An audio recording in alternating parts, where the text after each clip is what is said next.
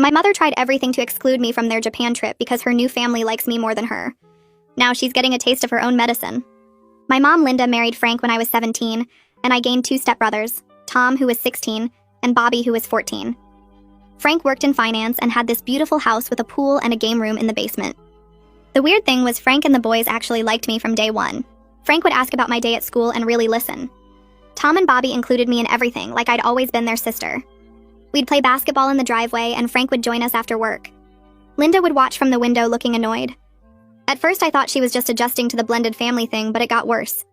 When Frank bought me a phone for my birthday just like he bought the boys, Linda said I was taking advantage of his generosity. When Tom asked me to teach him guitar, Linda said I was showing off. When Bobby wanted me to help with his science project instead of her, she accused me of trying to replace her. Frank noticed Linda being cold to me and asked her about it. She said I was having trouble accepting her happiness and needed time. That was a complete lie, but Frank trusted his new wife. The boys kept inviting me to stuff, and Linda kept making excuses why I couldn't go. She'd suddenly remember I had chores when they went to the movies. She'd say I was grounded for something tiny when Frank took them to baseball games.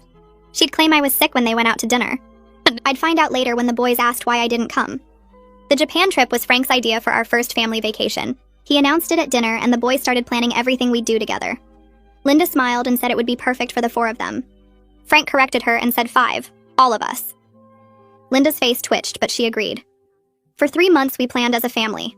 I learned basic Japanese phrases to teach Bobby. Tom and I researched places to eat since we both loved trying new food. Frank let me help book hotels since I was good at finding deals. Linda just watched and said nothing. 2 weeks before the trip, Linda told me I wasn't going. She said Frank's mom was sick and someone needed to stay with her. This was news to me since Frank's mom lived in Arizona and we lived in Ohio. Linda said she was flying in and needed care. I asked Frank about his mom, and he said she was perfectly healthy and had a cruise that week. Linda turned red and said I must have misunderstood. The next day, Linda tried again. She told me the airline called and said they overbooked. She said my ticket got canceled and there were no more seats. I called the airline myself. They said all 5 tickets were confirmed. Linda grabbed the phone and hung up, saying I was bothering them. 3 days before the trip, Linda told Frank I'd decided to stay home to focus on college applications. Frank found that suspicious since I was a junior and had another year. He asked me directly, and I said Linda told me I couldn't go. Linda jumped in, saying I was confused and emotional about them leaving. Frank looked between us and said we'd discuss it later. That night, I heard them arguing. Frank said he paid for 5 tickets and 5 people were going. Linda said I'd ruined the trip with my bad attitude. Frank asked what bad attitude since I'd been nothing but excited. Linda couldn't answer. The morning of the flight, Linda told me the taxi was full and I'd have to meet them at the airport. Then she gave me the wrong terminal number. When I got to Terminal A, they weren't there. I called Tom and he said they were at Terminal C and boarding was starting. I ran across the airport and made it just as they were about to close the gate. Linda looked shocked to see me. She actually asked the gate agent if my ticket was real. Frank told her to stop making a scene and get on the plane. On the plane, Linda tried to sit next to me, but Tom and Bobby had already claimed the seats. She had to sit alone 2 rows back. The boys spent the flight teaching me card games, and Frank joined us while Linda sat by herself sulking. In Tokyo, Linda tried to control everything. She'd say we were going one place, then get upset when Frank took us somewhere else from our planned list. She'd try to split us up for activities, but the boys wanted to stick together. She suggested I was old enough to explore alone, but Frank said we stayed as a family. When Linda tried to book separate rooms at the hotel, Frank found out and made her cancel. She had to explain to the desk clerk why she'd tried to change a reservation secretly.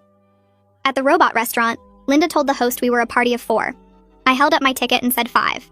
The host looked confused and Linda claimed she had forgotten me. Tom said loudly that she'd been forgetting his sister all week. People stared, and Linda went red. She spent the rest of the show in silence while we cheered and took pictures. The temple visit was the worst for Linda. The guide spoke English, but I'd been practicing Japanese greetings. When I bowed and said thank you properly, the guide complimented Frank on raising such a respectful daughter.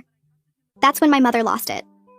Linda's face went bright red and her voice got loud enough that other tourists turned to stare at us. She started saying that I wasn't really Frank's daughter, and the guide made a mistake. Frank put his hand on her shoulder and told her firmly that I was his daughter in every way that mattered. The temple guide shifted from foot to foot and looked uncomfortable as Linda kept going. She insisted that I was just a stepdaughter and shouldn't be praised like I was really part of the family. Tom stepped between Linda and the guide and told her that she was embarrassing everyone and needed to calm down right now. His voice was sharp and I'd never heard him talk to her like that before. Linda's mouth opened and closed, but no words came out. Frank apologized to the guide in halting Japanese that sounded rough and wrong, but the guide nodded and smiled a little. Frank took Linda's arm and led her away from the group toward a quiet corner of the temple grounds near some stone benches. Bobby stayed close to me and whispered that his mom had been acting crazy this whole trip. He said he was glad someone finally called her out on treating me badly. I watched Frank and Linda near a stone lantern and could see them having an intense conversation.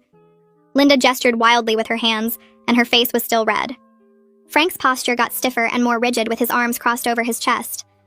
The guide asked if we'd like to continue the tour, and Tom said yes. He said we'd catch up with our parents later because we wanted to hear about the temple's history. The guide seemed relieved to focus on the three of us without the family drama.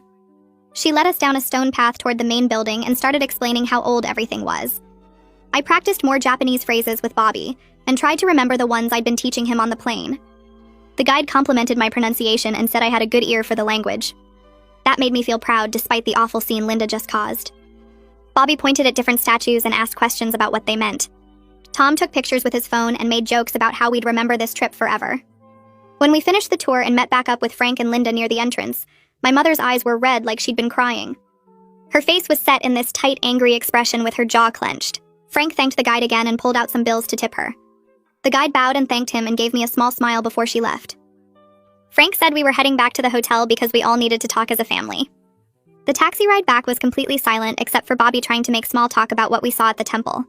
He talked about the statues and the gardens and how cool the architecture was. Linda stared out the window, refusing to look at any of us. Frank kept glancing at her with this disappointed expression I'd never seen him wear before. His mouth was pressed into a thin line and his hands were folded in his lap. Tom sat next to me in the back seat and our shoulders touched. At the hotel, Frank asked Tom and Bobby to give us an hour alone in his and Linda's room. The boys both hugged me before they left. Tom whispered that whatever happened, they were on my side. He said nothing. Linda said would change how they felt about me. Bobby squeezed my hand and told me it would be okay. The door closed behind them and suddenly the room felt too small and too quiet. In the hotel room, Frank sat Linda and me down on opposite ends of the bed. He pulled a chair from the desk and sat facing us. He said we were going to have an honest conversation about what had been happening since he married Linda. Linda jumped in right away and said I was too sensitive. She said she'd been nothing but welcoming and I was making problems out of nothing. Frank held up his hand and cut her off. He started listing specific examples of her behavior that excluded me. He brought up the fake grandmother illness and how he'd called his mom to check on her. He mentioned the airline ticket lie and how he'd confirmed all 5 tickets were valid. He talked about the wrong terminal number and how I'd almost missed the flight. He listed every attempt Linda made to keep me from this trip. Linda's face went pale as he kept talking. Her hands started shaking in her lap and she wouldn't look at either of us. I started talking, and once I began, I couldn't stop. I told Frank about the time Linda said I was grounded when really the boys wanted me to go to a baseball game with them. I told him about how she'd claim I was sick when they went out for pizza. I told him about every movie I missed because Linda suddenly remembered chores I needed to finish. My voice got stronger as I listed each excuse she'd made to keep me away from them. Linda opened her mouth to interrupt, but Frank held up his hand without looking at her. He kept his eyes on me and told her she'd get her turn after I finished. I kept going and told him about the phone calls to my room saying dinner was canceled when really they were eating without me. I told him about the times she'd give me the wrong address for Bobby's soccer games so I'd show up at empty fields. Linda's face went from red to pale as I kept talking. Her hands twisted in her lap, and she looked like she wanted to disappear into the hotel bed. When I finally stopped talking, the room was so quiet I could hear people walking past our door in the hallway. Frank turned to Linda and asked if she had anything to say. Linda's face crumpled and tears started running down her cheeks. She said she'd been jealous of how easy everything was for me with Frank and the boys. She said Tom and Bobby treated me like a real sister from day one, but she still felt like an outsider after 2 years of marriage. Her voice broke when she said it wasn't fair that I got Frank's attention and the boys' love when she was the one who married into this family. She said she was supposed to be the center of their world, but instead they all acted like I was the missing piece they'd been waiting for. Frank's voice came out cold and flat in a way I'd never heard before. He told Linda that she married into his family, but I was invited in by all 3 of them separately. He said I earned their love by being kind and genuine and caring about them as people. He said Linda's jealousy was her problem to fix and not mine to solve by making myself smaller. Linda cried harder and her whole body shook. She said she never meant to hurt me and just wanted to feel like she belonged. She said it seemed like there wasn't enough room for both of us in the family. Frank's jaw clenched and he told her that was a lie she created in her own head. He said her jealousy damaged her relationship with me and with him. He said when we got home, Linda needed to start seeing a therapist about her issues. He said we all needed family therapy to fix what she broke. Linda nodded but kept her eyes on the floor and wouldn't look at me. I realized right then that she wasn't really sorry. She knew her behavior was wrong, but she still hated that Frank and the boys loved me. Frank turned to me and asked if I wanted to keep going on this trip or fly home early. He said whatever I chose, he and the boys would support me completely. I thought about all the planning Tom and I did for restaurants. I thought about the Japanese